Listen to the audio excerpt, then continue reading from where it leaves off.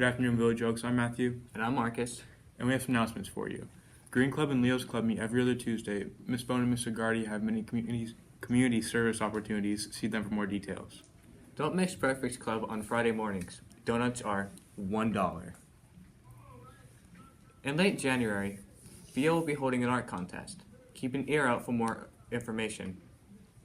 Winter Formal is December 9th, 8 p.m. to 12 at St. Basil's Greek Orthodox Church. There will be another taco truck and chill sometime in December. On December 7th, we have the school dance from 6 p.m. to 8:30 p.m. The theme is Alice in Wonderland. Alice in Wonderland, wear white. And now we have a new interpreter, Mr. Gonzalez. Can you explain what an interpreter does? What an interpreter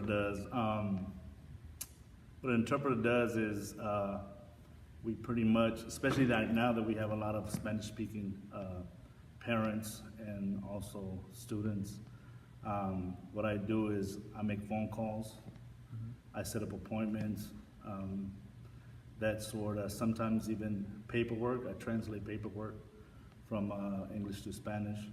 Basically, I work for the Big Cheese, Schulberger. Okay. Explain the purpose of Leo's Club. Okay, Leo's Club is a community service organization that we go out and do a lot of community service, volunteer work for the Blind Center, Child Abuse Prevention Council. We're under the guise of Lions Club, so we'll go and do just about anything they need us to. We've done rummage sale and also working with Bread of Life. How can kids earn credits and how do they do that? Kids, every 12 hours of community service, of volunteer work, they earn 1 credit. And if they earn 100 hours, they get a cord to wear towards graduation, and you get a cord every 100 hours, a different color. It kind of recognizes your hard work. What are some of your major projects you've worked on? We just had a huge rummage sale, and we made almost $1,000. We have worked crab feeds and worked at Pixie Woods for a Halloween festival, and we have a fashion show coming up this weekend that we're working for Child Abuse Prevention Council. Compared to last year, how did the rummage sale go this year?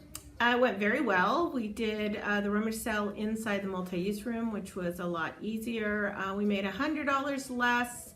However, we had a great turnout, and we're able to donate money to communities or organizations in need in our community. What charities did you donate the money from the rummage sale to? The money's going to the Blind Center, to Child Abuse Prevention Council, and Bread of Life.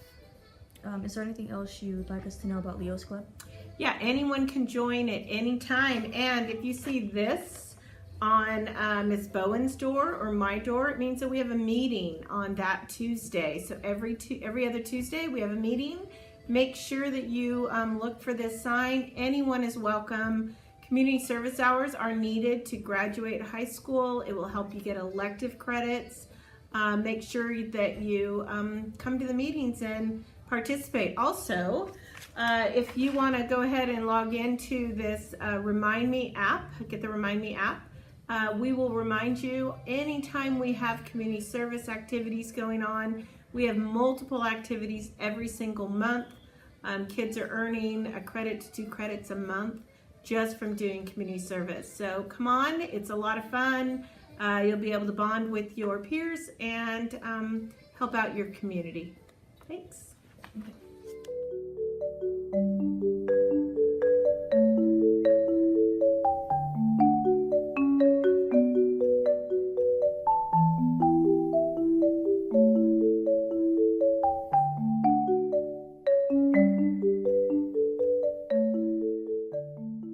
What's up, everybody? I'm Lex, and this is Marcus. We're going to be talking about a protest in our country's past and today.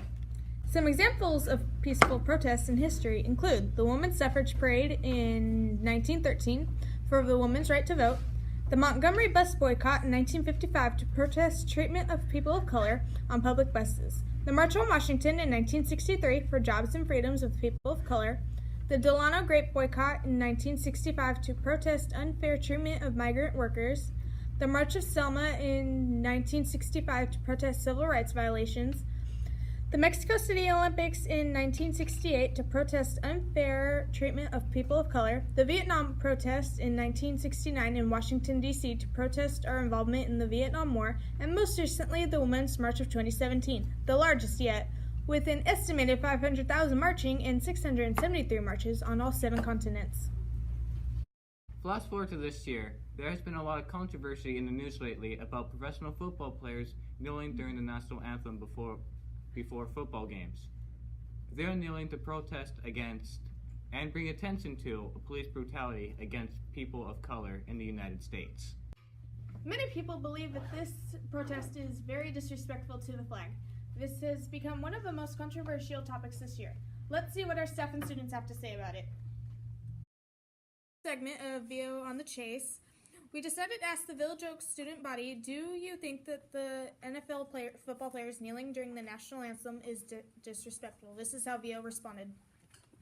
So, Mr. Thomas, how do you feel about the football players kneeling at the national anthem? You know, part of me thinks it's kind of stupid because it's not really going to make any difference. I know most of them this weekend, it was because of Trump's comment and calling them sons of bitches if they didn't. So they just kind of like, screw you, we're going to do it. I personally think that everybody should stand for the national anthem. You know, you're honoring the country and everybody who's come before, and I think there's other ways that you can protest things that you think are civilly unjust. And plus, they're at work. I think that, you know, work isn't a place for you to do your protests. I think that's something that you do outside of your job. Okay, thank you, Mr. Thomas. So, Mr. Davis, how do you feel about the football players kneeling at the national anthem? Well, I think for any time you decide to do a protest, it has to be at a time that is inconvenient for most folks. And while nobody wants to see disrespect for the flag, nobody can argue that the protest isn't inconvenient and noticeable. So I'd say whenever you're doing a protest, it's going to upset people because that's the point of a protest, is to get them to pay attention. So I think it's something that, again, maybe I wouldn't do, but I completely understand why people are doing it, and I support the idea that we need to talk about the issues in which they're kneeling for. Okay, thank you, Mr. Davis. So, how do you feel about the football players protesting at the national anthem? Well, in all honesty, they're doing the right thing. I mean, not everyone has to kneel when the national anthem goes on. It's more of a decision by people. I mean, sure, it's really degrading and it's really disrespectful since we're all, you know, we live in America, but everyone has their own choice whether or not they want to kneel to something. I mean, I remember I didn't kneel one time, and I mean, my parents got mad at me, but I just didn't feel like kneeling. I might have had a bad leg that day. Yeah. Okay. Thank you for your time. I really appreciate you coming up to talk to us. You got to do the too. Hey, Sean, how do you feel about the NFL players kneeling at the national anthem? I don't think it's disrespect. I think it's reasonable too, you know, because it's football. So that's what they do when they're listening to the coach. You know, they're giving their attention to the person or whoever's talking. So that's how football players should do. So. Okay. Thank you for your time. Hello, Village Oaks High School. This year's fall festival theme was clowns, and as creepy as that was, it was really successful. So student government painted really good clown pictures and hung them up throughout the courtyard. We spent a couple hours playing games and doing activities together. So many activities. Mr. Davis' haunted house was lit. Take a look.